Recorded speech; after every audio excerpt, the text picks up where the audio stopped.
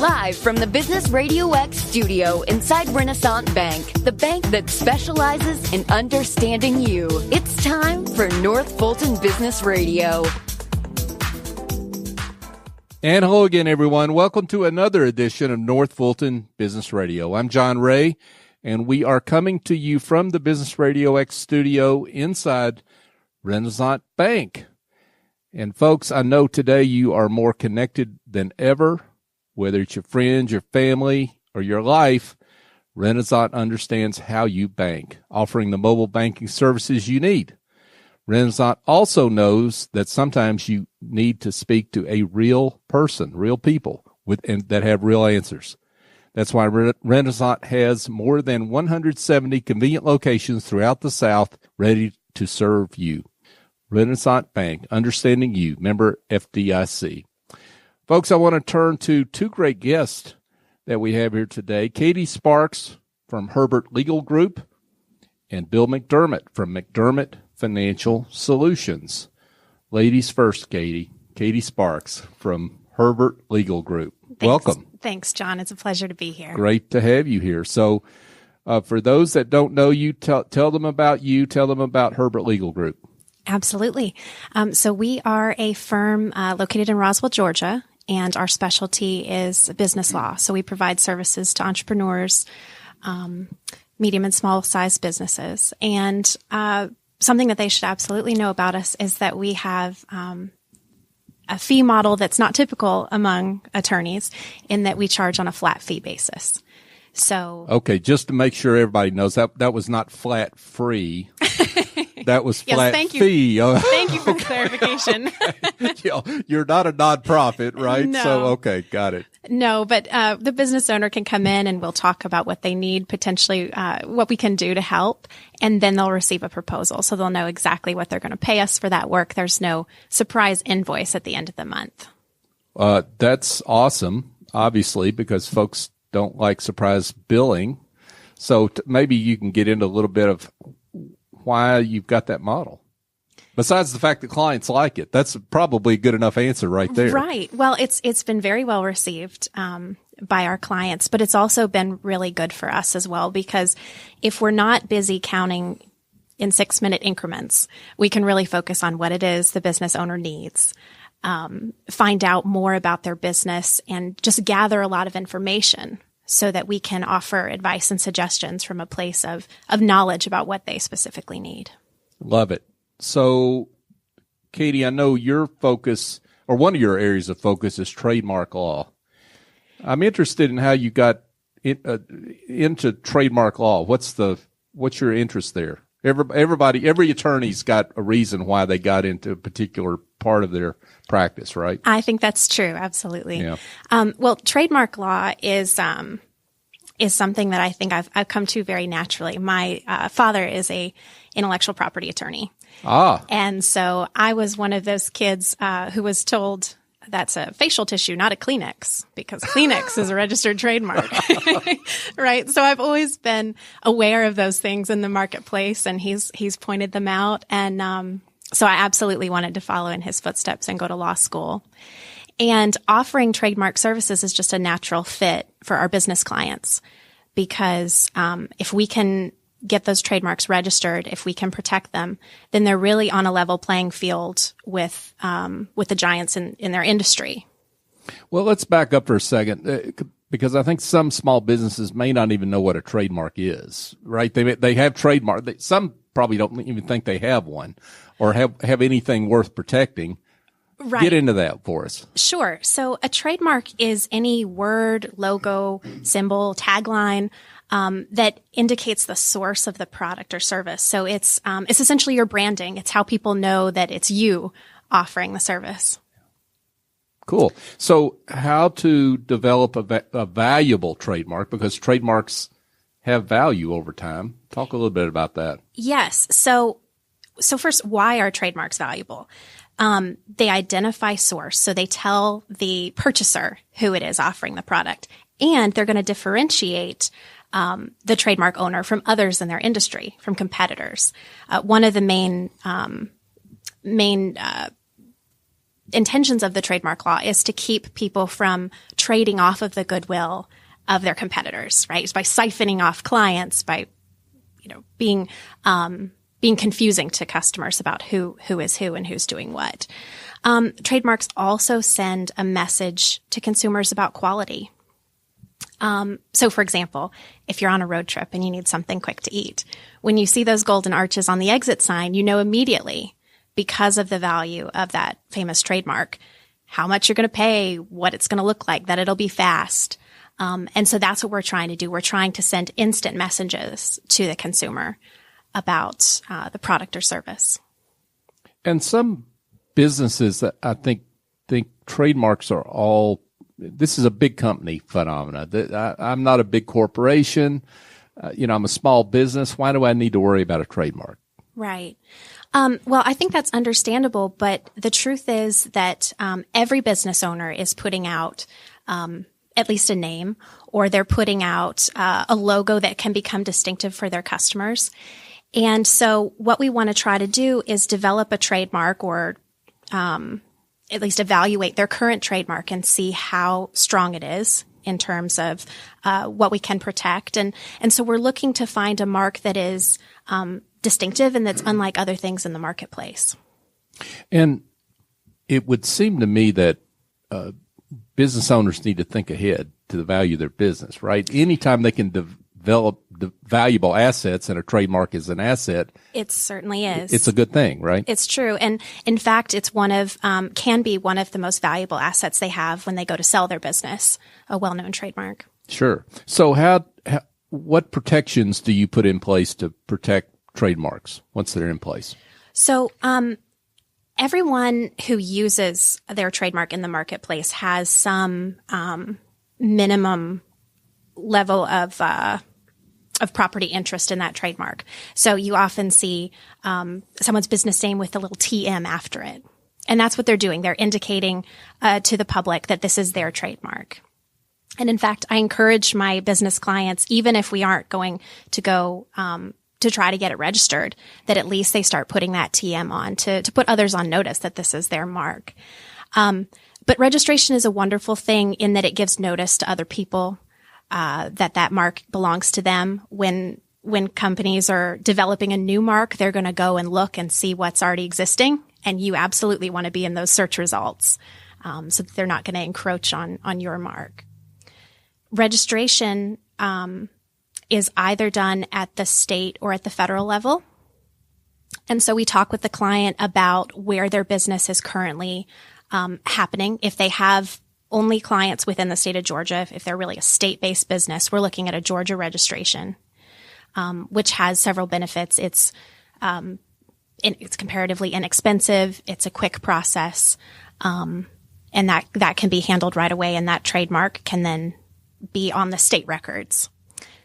Something tells me that it's a lot easier to deal with trademarks on the state level than the federal level. There's some little birdie that just tells me that's got to be the case, right?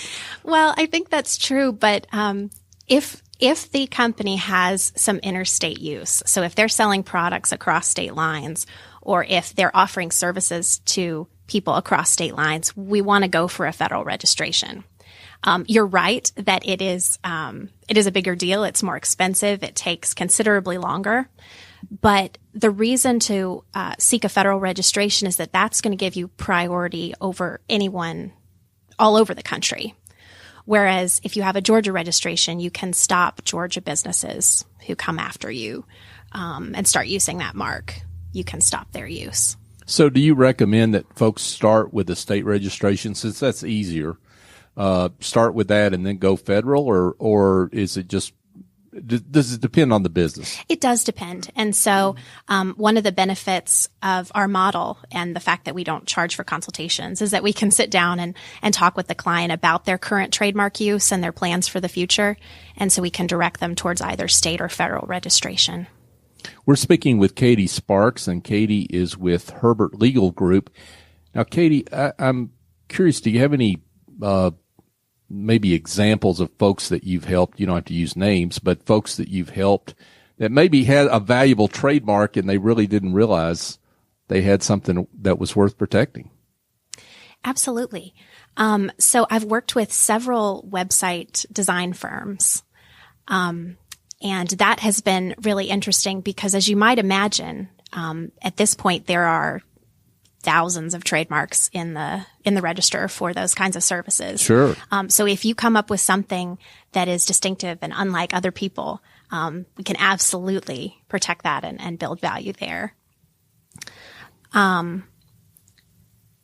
I think most businesses have intellectual property that they can protect, whether they realize it or not. So one of the most important things I do is just get the chance to talk to people and educate them about how we can help. Sure. And again, we talked about that a little earlier. Sometimes folks have intellectual property that they don't know they have, right, that they really need to protect. So, and that's interesting about web designers. So the point there being, you can give web designers, even though there are thousands of them across Georgia, across the country, millions of them, I guess, you can give them a distinctive brand logo that they can use to market their business.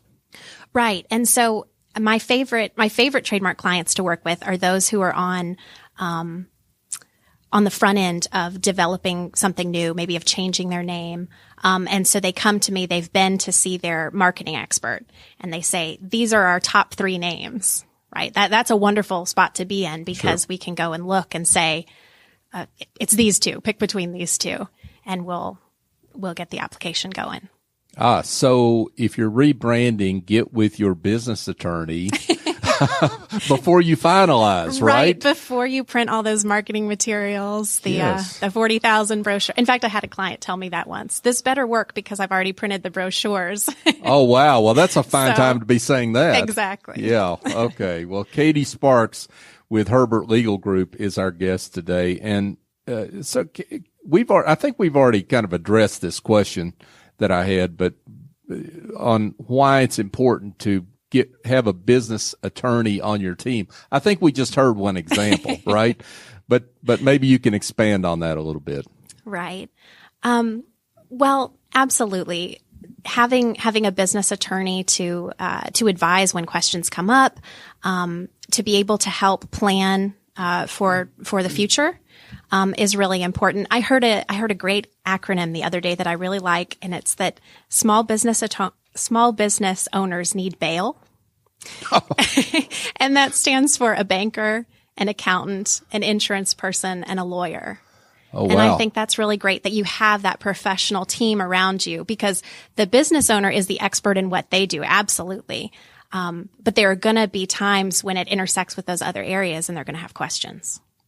Wow. And I guess if you have a great team like that, that keeps you from maybe needing bail. I mean, the real kind of bail, yes, right? Yeah. Okay. I like that. I like that acronym. Terrific. Katie Sparks, Herbert Legal Group. So for those that would like more information, would like to be in touch, would like to consult with you on some of their issues, how do they do that? Absolutely. I'd be delighted. You can contact me by email. It's ksparks@Herbert, HERBERT, legalgroup.com. Or they can reach me by phone at 404-850-0180, and I'm extension 711. Great. Katie, thanks for being with us. Thanks so much, John. Absolutely. Folks, if you need help curing another group of headaches like administrative tasks or bookkeeping, marketing, presentations, well, go engage a smart and reliable Office Angel. They're not a temp agency or a placement firm. Office Angels matches your business support needs with angels who have the talent and experience necessary to help you maintain and grow your business on an ongoing or as-needed basis. Your terms, your timeline. They lend a hand when needed and fly off when the job is done. Find out more at officeangels.us or call Chief Executive Angel S.E. Escobedo at 770-442-9246. Now we turn to Bill McDermott, and Bill is with McDermott Financial Solutions. Bill, welcome. Thank you, John. Appreciate you having me. Absolutely. Great to have you here. So you're a recovering banker. You gotten the inoculation or what? Tell us what happened. You know, it's a 6-step program. Okay. I think I've completed it. Okay, cool. But no, so I spent 32 years in the banking industry. Short story, but, I it was the Great Recession, the banking crisis, and all of a sudden my job as chief commercial lender was eliminated. And so I am a recovering banker turned entrepreneur. My clients call me the profitability coach, and I help business owners make profits on purpose by putting together the building blocks for financial success. So I really used a lot of what I learned in the banking industry and turned that into, being an entrepreneur. Sure. And you were a banker for 32 years. 32. Can you believe it? So I have this split personality, John. There's this conservative banker in me and there's this entrepreneur in me. And sometimes I don't know which one I am. I love it. Well, so you've got a lot of lessons and a lot of examples that you learned from after 32 years to bring to the table of what you're doing now with clients. That's exactly right. So literally, having worked with closely held business owners, I saw all kinds of situations, businesses that did incredibly well, businesses that really struggled.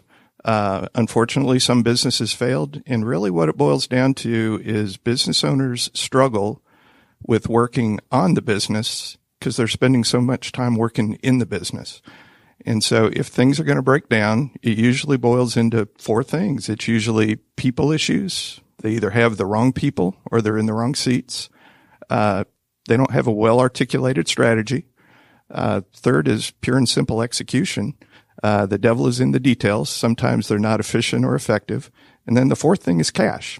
Cash is like oxygen for a business, and some are breathing okay, but some of them are on life support. You've got some thoughts on how the CEO's vision plays into company success. Give us some thoughts on that. Sure. So what I'm seeing, a lot of CEOs are great at working in the business. They're great managers. Where they struggle really is in leadership. And so a lot of the CEO clients that I work with really, they might have a vision for their business, but they haven't necessarily articulated it. They may have a sweet spot in their business, but again, they haven't shared that with their leadership team or with their employees. And then the other thing is, leaders teach people how to be accountable. And so, a lot of the CEOs that I work with, I think are great as managers, but they really, really struggle as leaders. Things like corporate culture, things like developing the talent that they have really come out of leadership and your ability to articulate your vision and get your people on board with it. We're speaking with Bill McDermott, and Bill is the CEO and founder of McDermott Financial Solutions. So get into how you help business owners establish their priorities, because you've explained several different touch points of problems that could exist in a business. How do you sit down and evaluate what the key priorities are? Yeah. So, some of that is objective. So as a former banker, a place where I do start is financial statements. Financial statements are going to reveal trends in profitability, trends in liquidity, how they're collecting their receivables or turning their inventory. One thing that a lot of business owners struggle with is what we call in the banking industry leverage. And I always have to be careful to explain terms that I use. But leverage is just how much debt you have in your company related to equity. And so, it starts with the financials. The trends that are going on, either positive or negative, will usually then play back into what I said earlier. Maybe they're having people issues. Maybe the sales force is fishing in the wrong pond, so revenues are declining. Or maybe they're spending way too much time in manufacturing a product, and so their margins are declining. And so essentially it just, again, boils back down to people, execution, strategy, and cash. Cash flow is a huge issue for all business owners. 85%, I think, of business owners, I read in an article lately, spend between 40 and 60 hours a week just managing cash flow. 40 to 60 hours. It's unbelievable. Wow. I mean, that leaves me speechless. I mean, which not much does leave me speechless, but that's amazing. Yeah. It's a lot of time. Wow. So let's dig deeper on that. So when you see that spending too much time on cash flow is an issue for a client, then how do you get them out of that hamster wheel that they're on? I think a couple of things. So I have one particular client right now that I'll speak to. So you pull out your accounts receivable aging report. In this particular circumstance, this client had probably 15% of their total accounts receivable balance over 90 days. Their terms are net 30. So they love to sell. They just struggle to collect. Some people just don't like to collect, past due payments. Nobody likes to collect. And so sometimes it just takes hiring a person who is dedicated, who actually, I don't know if you can actually ever enjoy collecting. Of course. But some people like it better than others. Sure. And so it's really important in a business, if a CEO is struggling with a particular issue, delegate that to somebody who has that as a strength and make the business better in that way. Sure. But cash flow is primarily a function, sometimes collecting receivables faster. A lot of businesses now are also growing. Growth always requires cash. I mean, this, and cash also increases, the complexity of the business as well. Sure. But basically, collecting cash and improving cash flow is really, there are three things that I work on with my clients. First, can we shorten the cycle times? Can we shorten the cycle time of how long it takes to get a client, how quickly you can collect a payment, how quickly you can deliver the service, but still be effective and have high quality. The other thing is eliminate mistakes. Unless you have documented processes, a lot of times there are mistakes that are made because the processes aren't repeated by everyone. And then the third thing is, are there ways that you can improve the business model beyond what it is right now in order to improve cash flow? So those are some of the other things that I talk to clients about when cash flow comes up. Sure. Now, I know you help business owners with financing needs. Maybe get into a little bit of that, how you determine the financing that's needed, how much is needed, and how they get that financing. Yeah, absolutely. So first, let me give a shout out to my coworker, Philip Williams. Philip is the best at helping business owners find financing. But we know him. Yeah. But yeah, who better to help a business owner find financing than a former banker, right? Sure, of course. And so what we do is we know the kind of package that the bank is looking for. So we help them put the package together. Then based on 30 years worth of contacts and experience, we know which bankers would look favorably upon those loan requests. And so we kind of play matchmaker between the business owner and the banker, and then walk them through a process. We usually start with, talking to three bankers. We narrow it down to one and then just walk that process through from really the application to the approval process to the closing stage. And for a business owner that's got their head down in the business, that's a huge time saver, right? Oh, yeah. A lot of times I had a client tell me one time, he said, Bill, I'd rather go have a root canal with no Novocaine than go make application to a bank. And you told him, if I'd have known that, I'd have raised my fee, right? Yeah, that's right. Yeah, I love it. My price is too low. Yeah, exactly. Yeah, there you go. So get into, Bill, the kind of clients you work with. Are there particular industries that you favor over others, or how does that go for you? That's a great question. So, no particular industries that we focus on. We have manufacturers, we have wholesalers. What's really been interesting lately, though, John, is I'm finding working with a lot of professional services firms, marketing agencies, interior designers, psychology practices, architects, engineers, things like that. And so what I'm finding is there are people that love their craft, but they hate the business of their craft.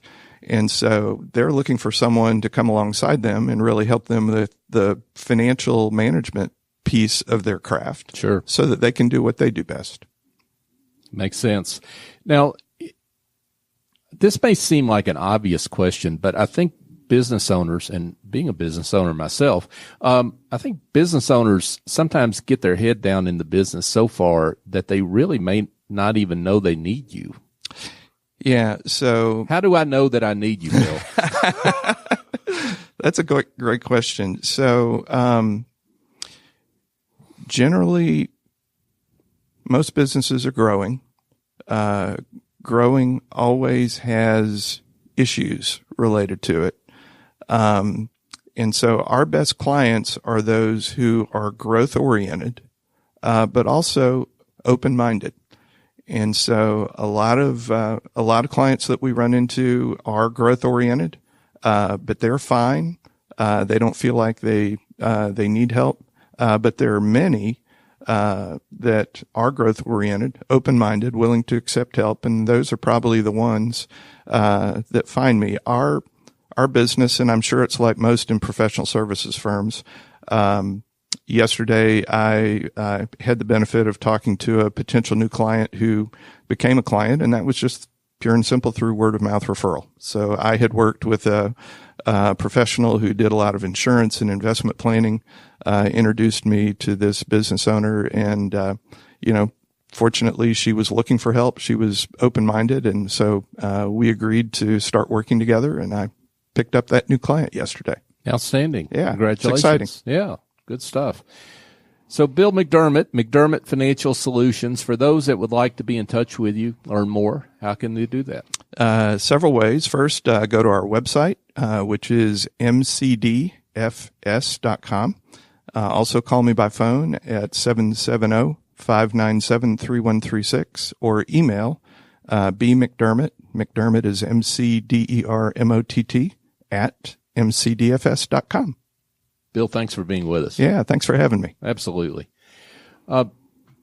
Folks, just a reminder, you can listen to this show every Tuesday morning live at 11:30, or if you miss any of our live shows, you can find us on iTunes, Stitcher, TuneIn, Spotify.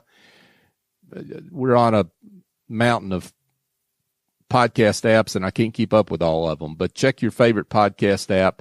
Search for North Fulton Business Radio, or you can go online at northfultonbusinessradio.com. You can also follow us on Twitter or on Facebook, and we're North Fulton BRX. So check us out there as well. So for our guest, and thanks again to our guest, Katie Sparks with Herbert Legal Group, Bill McDermott with McDermott Financial Solutions.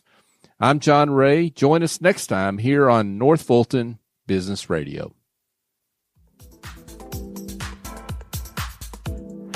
Renaissance Rewards Extra is the checking account that checks all the boxes. Roadside assistance? Check. Cell phone insurance? Check. More than 400,000 local shopping discounts? Check. Up to $25 per month in ATM refunds and a great rate? Check. All in an easy-to-use mobile app. To open an account or find out more about Renaissance Rewards Extra Checking, go to renaissancebank.com or visit us at any of our more than 190 locations throughout the South. Renaissance Bank. Understanding you. Member FDIC. Equal housing lender.